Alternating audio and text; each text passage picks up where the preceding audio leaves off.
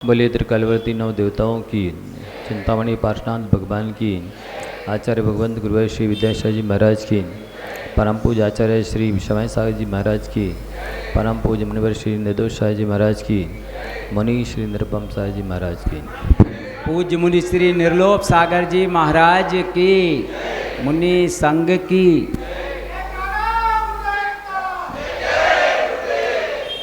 प्यारे बंधुओं, आज गुरु पूर्णिमा का दिवस है। गुरु पूर्णिमा का शब्दार्थ समझते ही होंगे आप लोग कि गुरु पूर्ण माँ हैं। गुरु पूर्ण माँ है, जिसने गर्भ में धारण किया है वो माँ पूरी माँ नहीं है, क्योंकि प्रायः माताएं जन्म तो देती हैं पर वो संस्कार नहीं देती हैं जिससे पूर्ण बना जा सके। पूर्ण बनाते हैं, जैसा कि अभी कहा गया कि आज के दिन गौतम को, कौन से गौतम को? इंद्रभूति गौतम को, वो पहले से अपने आप को गुरु मानते थे क्योंकि उनके 500 शिष्य थे। वस्तुतः वो गुरु थे नहीं, सच्चे मायने वो शिष्य भी नहीं थे, लेकिन भ्रांत धारणा थी, मिथ्या ज्ञान था, कुश्रुत ज्ञान था, इसलिए अपने आप को गुरु मानते थे। लेकिन जब भगवान महावीर स्वामी को श्मशान में विराजमान हुए, 65 दिन हो गए, उनकी दिव्य ध्वनि खिर नहीं रही थी। भव्य जी बैठे हुए थे श्मशान में, सभाओं में, चातक की तरह वो दिव्य देशना के लिए उत्कंठित थे। जैसे चातक पक्षी इंतजार करता है नहीं कि कब वर्षा होवे, मेघों की ओर देखा करता है, ऐसे ही भव्य जी भगवान महावीर स्वामी की ओर देख रहे थे कि कब दिव्य ध्वनि खिरे। आप लोग कितनी देर बैठ रहेंगे? वाले बचाइए, प्रवचन ना हो तो 1 घंटे, आधा घंटे, 2 घंटे, 3 घंटे, कितनी देर बैठ सकते बोलो? वहाँ भगवान महावीर के श्मशान में लोग 1 दिन नहीं, 2 दिन नहीं, 3 दिन नहीं, 1 महीने नहीं, 2 महीने नहीं, 2 महीने 5 दिन तक बैठे रहे थे। सोचो उनकी कैसी श्रद्धा भक्ति होगी, दिव्य देशना सुनने की कैसी उत्कंठा होगी कि उन्होंने सब कुछ, अपने भोजन पानी को और दुकान मकान को सब कुछ छोड़ करके बीवी बच्चों को, और वो श्मशान में लगातार 65 दिन तक बैठे रहे। सोचिए, दिव्य ध्वनि खिरना चाहिए थी ना। आप इतने सारे लोग बैठे हैं, भगवान महावीर स्वामी ने उपदेश क्यों नहीं दिया? उनकी दिव्य ध्वनि को झेलने के लायक योग्यता, पात्रता सबके पास नहीं थी। वो श्रोता थे, केवल सुनने वाले थे। सुन करके धारण करना ये ज़्यादा महत्वपूर्ण होता है, सुन करके गुनना ये ज़्यादा महत्वपूर्ण होता है। उसको सुन करके द्वादशांग में विभाजित करने की कैपेसिटी, योग्यता, क्षमता, उस दिव्य ध्वनि को प्राणी मात्र तक जन जन पहुँचाने के लायक बनाना। अन्य द्रव्य क्षेत्र काल में भी वो दिव्य ध्वनि काम में आए। जिस समय तीर्थंकर परमात्मा है उस समय भी, जिस क्षेत्र में है उस समय भी, उस द्रव्य को, उन जीवों को छोड़कर अन्य जीवों के लिए, उस क्षेत्र को छोड़कर अन्य क्षेत्र में रहने वाले जीवों के लिए, उस काल में को छोड़कर अन्य कालों में रहने वाले जीवों के लिए, उस दिव्य ध्वनि को समझने की योग्यता नहीं रखने वालों को समझने के लायक बनाने की क्षमता गणधर देव के पास होती है। वो गणधर देव की पात्रता रखने वाला जीव श्मशान में नहीं था। वो तो अपने आप को पहले ही से ही सर्वज्ञ और गुरु और सद्गुरु और परम गुरु मान करके बैठे थे। इंद्रभूति गौतम, इंद्र ने अपने अवधिज्ञान से जाना कि किसमें गणधर की पात्रता है, और जान करके इंद्रभूति गौतम के पास गए। कहते हैं तत्वास्तोत्र जी के प्रारंभ में जो भगवती आराधना की कुछ गाथाएं दी गई हैं, कौन सी? त्रैकाल्यम द्रव्य षटकम नवपद सहितम जीव सटकाय लेश्या पंचान्य चास्तिकाया प्रतिसमति गति ज्ञान चारित्र भेदा इत्तेतन मोक्ष मूलम त्रौवन महितै प्रोक्त मरहद भिरीशै प्रत्येति सरदधाति इस प्रसिद्धि च मतिमान यह सबई शुद्ध दृष्टि। कहते हैं ये गाथाएं लेकर के इंद्रभूति गौतम के पास पहुँचे कि इसका अर्थ हमको समझा दीजिए।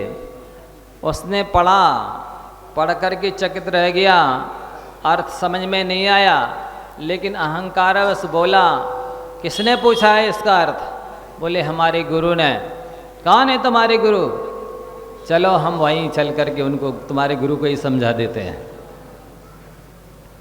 और वो इंद्रभूति गौतम उन गाथाओं का अर्थ समझाने के लिए आया था। और जैसे ही समोषण में प्रवेश किया, मानस स्तंभ के दर्शन किए, तो वो खुद समझ गया कि वस्तु स्वरूप क्या होता है। वस्तुतः मानस स्तंभ के दर्शन करते ही उनका मिथ्या ज्ञान सम्यक ज्ञान में बदल गया, मिथ्या दर्शन सम्यक दर्शन में बदल गया, मिथ्या चारित्र सम्यक चारित्र में बदल गया, मिथ्या तप सम्यक तप में बदल गया। अर्थात गौतम इंद्रभूति गौतम को प्रभु के दर्शन से चार चार आराधना की प्राप्ति हुई।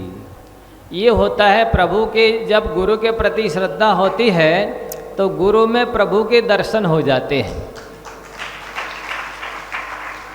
और जब गुरु में श्रद्धा नहीं होती है तो साक्षात रावण के सामने रामचंद्र जी भगवान राम खड़े थे, पर वो भगवान के रूप में नहीं दिखे, गुरु के रूप में नहीं दिखे, रावण को शत्रु के रूप में दिखाई दिए।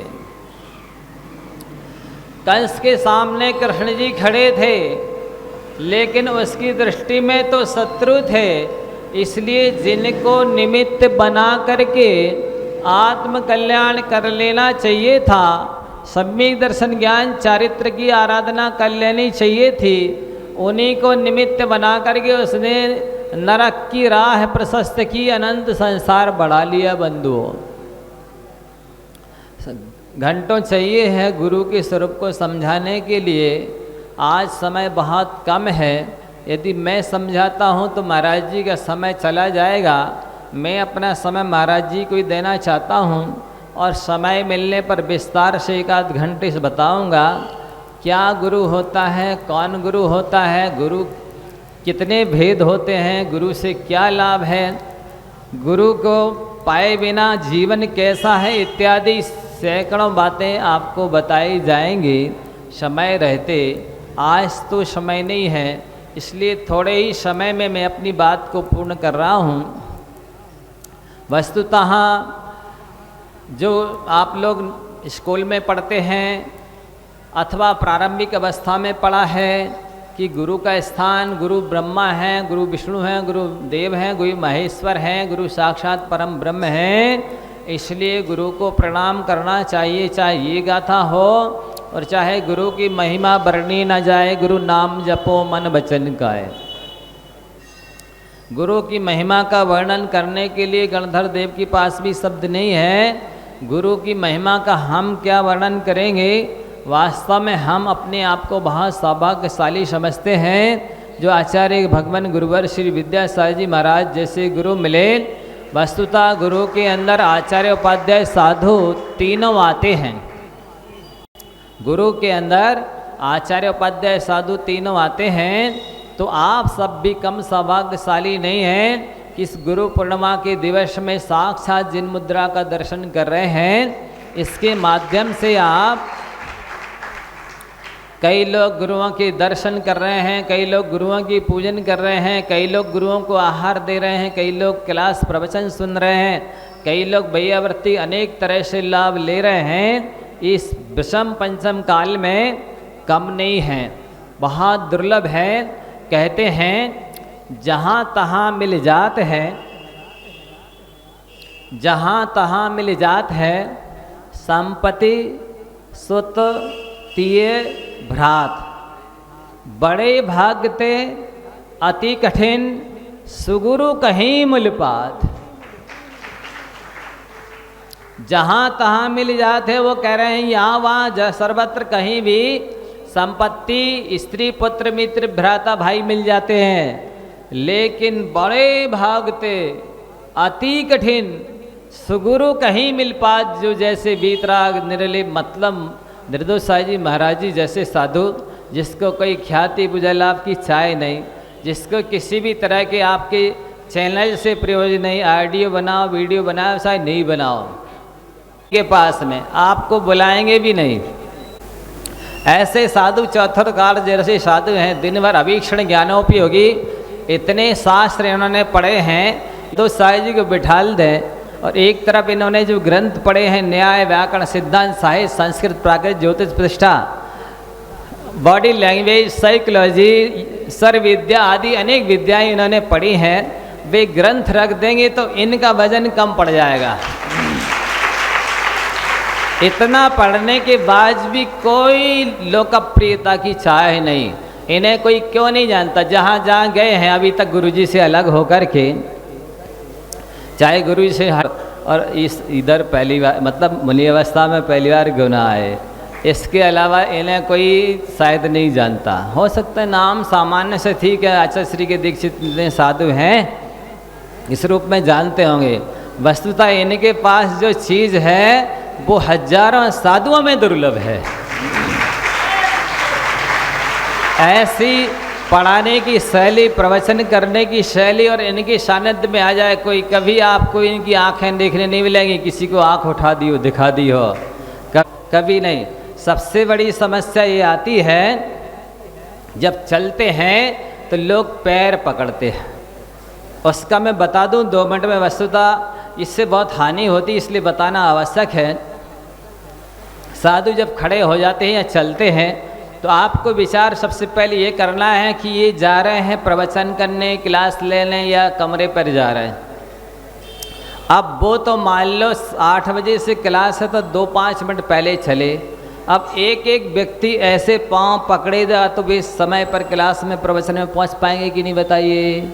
एक बात गिनते जाइए कितनी हानियां हैं। दूसरी बात, मान लो आपने पैर पकड़े और एक हाथ में पिच्छी है और एक में कमंडल है, कुछ रेलिंग पकड़ने के लिए है नहीं, और आपने पैर पकड़ लिए और आप वो चल रहे हैं और आप पैर पकड़ लेंगे तो गिर जाएंगे, तो सिर फूट गए या दांत टूट जाएंगे।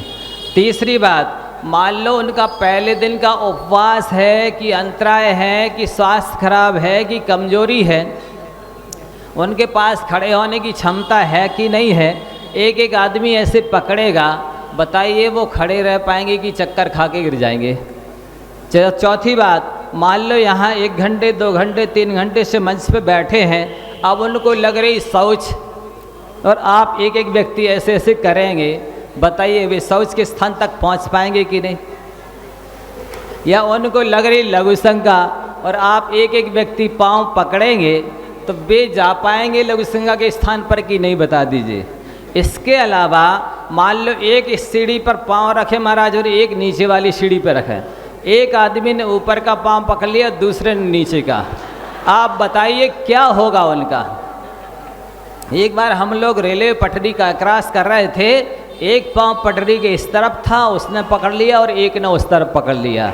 अब आप बताइए ट्रेन आ जाए तो क्या होगा। इसके अलावा और सुन लीजिए, आप लोग अभिषेक पूजा करते हैं तो शुद्धि के धोती दुपट्टा पहन के अभिषेक पूजा करते हैं। महाराज जी के लिए आप कौन सी ट्रेन से चल कर आए हैं, कौन सी बस से चल कर आए हैं, कौन सी 2 व्हीलर 4 व्हीलर से चल के आए हैं, कितने महीने के धुले कपड़े पहने हैं, वो पहने छू सकते हैं, आपको छूना चाहिए। इसके अलावा मान लो आपको किसी को दांत खाज से हुआ है, संक्रमण की बीमारी है, आप तो बम्बई, दिल्ली, कलकत्ता कहीं भी चलाए जाएंगे और इंजेक्शन लगवा लेंगे और बाटल लगवा लेंगे, साधु को रोग उत्पन्न कर देंगे तो क्या कर लेंगे वो बताइए। वे तो सैकड़ों हजारों का उपकार कर रहे हैं ना। तो ये जो है ना परंपरा सर्वत्र बीमारी है, यहाँ अकेले गुनाह की बात नहीं कर रहे। आचार्य महाराज के साथ तो वॉलेंटियर रहते थे, तो भैया दूर से पाँव नहीं पकड़ना, रास्ता नहीं रोकना, कर लेते थे। हम लोग क्या करें। आप कहेंगे हम दर्शन से वंचित, पूजन से वंचित नहीं कर रहे, चरण स्पर्श करने से। आप विवेक रखिए, कई बार नाखून लग जाते, खून निकल आते हैं, कई बार आचार्य गिरते गिरते बचे, ऐसी अनेक दुर्घटनाएं होती। पैर पकड़ने से आप साष्टांग प्रणाम कीजिए ना, दूर से पंचांग नमस्कार कीजिए ना, और बैठे हों और अनुकूलता हो तो आप छू सकते आकर के। मान लो चारों ओर से घेरले में कहीं से हवा प्रकाश नहीं आ रहा है, आपके पसीना की गंध आ रही है, तो ऐसी स्थिति में तो उनका स्वास्थ्य खराब हो जाएगा। और आहार के समय हवा करेंगे और कांख की दुर्गंध उड़ाएंगे तो आहार ठीक से होगा कि उल्टी हो जाएगी। तो ये सारे विवेक की आवश्यकता है, बहुत भयंकर बीमारी है ये। आप नमोस्तु खूब करें, प्रणाम साष्टांग खूब करें, इसके लिए मना नहीं है, लेकिन चलते वक्त आप रास्ता ना रोकें, क्योंकि ये स्पीड ब्रेकर जैसा लगता है। जैसे आप गाड़ी चलाना चाहें, फास्ट कहीं पहुंचना चाहें और जल्दी जल्दी स्पीड ब्रेकर आए, आपको कैसा लगेगा। तो ये अनेक और भी मैं अभी बताना नहीं चाह रहा, चूँकि समय नहीं है। इस चरण छूने से, रास्ते में रोकने से बहुत भारी समस्या खड़ी हो जाती है। इसलिए आप चलते समय ना तो रास्ता रोकें, ना पैर पकड़ें, और दूर से खूब प्रणाम नमोस्तु करें, आप तो आपका कल्याण होगा। आज मैंने 2-4 मिनट ज़्यादा ले लिए, वो प्रसंग एकदम याद आ गया। वैसे तो घंटों सुनाना है इस विषय पर, कभी समय मिलेगा तो सुनाएगा। बोले आचार्य भगवंत गुरुवर श्री विद्यासागर जी महाराज की।